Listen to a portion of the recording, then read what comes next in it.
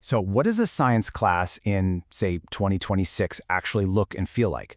Let's forget the flying cars and holographic teachers for a second. The future of learning might be hiding in plain sight, inside something you totally recognize, a physical textbook. Okay, let's get into it. Take a look at this. It's the cover of a 10th grade physical sciences textbook from Telangana, India. I mean, the robot and the rocket ship kind of give it away, right? This book is definitely looking forward. But the real innovation here, the really cool part, isn't what's on the cover. It's what's inside. So what is it? What exactly makes this more than just a book with a cool cover? What makes it a genuine blueprint for a 2026 classroom? Well, the answer is this really clever mix of the physical and the digital. It all starts with this idea they call the Energized Textbook. And honestly, it's a concept that aims to add a whole new dimension to the good old printed page.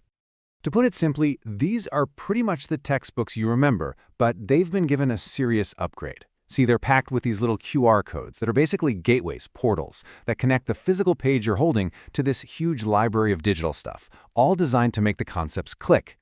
And this is a perfect example of what I'm talking about. Imagine you're reading a chapter on, I don't know, electromagnetism. You see a QR code next to a tricky diagram. You scan it with your phone, and bam!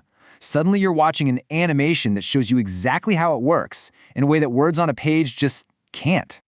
The process itself couldn't be easier. You just scan the code and you're immediately looking at content that helps you understand what you're reading. But, this immediately brings up a huge question for any school system trying this. What about access? A model like this really depends on every student having a reliable device and internet, which, as we all know, can be a massive challenge. That digital divide is a real hurdle. But here's what's so fascinating. This isn't just about the tech.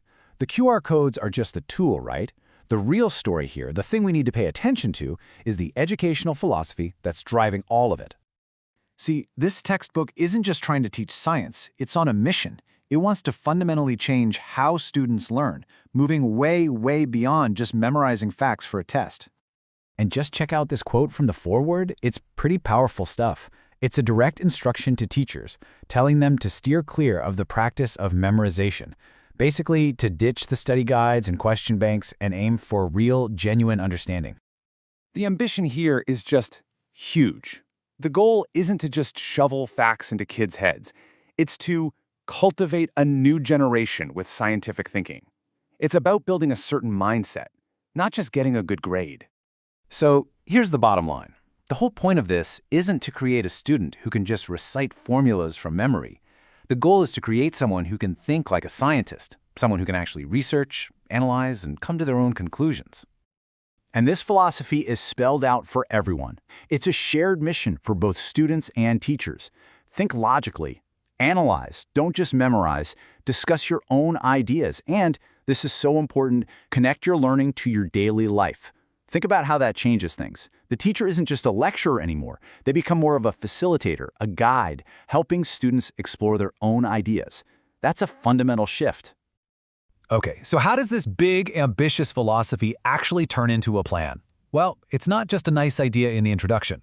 It's a really detailed blueprint for building the skills that students are actually going to need out there. And if you glance at the curriculum, you'll see this approach isn't being used on easy stuff. We're talking about chemical equations, electromagnetism, the structure of the atom. I mean, this is the heavy-hitting core science stuff. So this isn't about dumbing anything down. It's about leveling up how these complex subjects are taught. Which really brings us back to the main point again. The topics are serious, they're rigorous. But the real innovation here isn't what students are learning, it's how they're expected to learn it. The book actually outlines these specific academic standards, and they go so far beyond just, did you understand the concept? It's all about empowering students to ask their own questions, to form hypotheses, to experiment, and to see how this all applies to the real world. This is such a holistic way of looking at science education. And yeah, that learning gets pushed way beyond the classroom walls. The textbook is full of suggestions for project work, encouraging students to get out there, collect information, talk to people, build models. Basically, to be active drivers of their own education, not just passengers. So, after all that, what can this one textbook from one state in India really tell us about the future of education as a whole? Well, it offers a really clear, really compelling vision, doesn't it? A vision of a classroom that truly values curiosity and demands critical thinking. It's a move away from just passively receiving information to actively seeking it out. It suggests the future isn't about throwing out old tools, but about smartly blending them with new ones.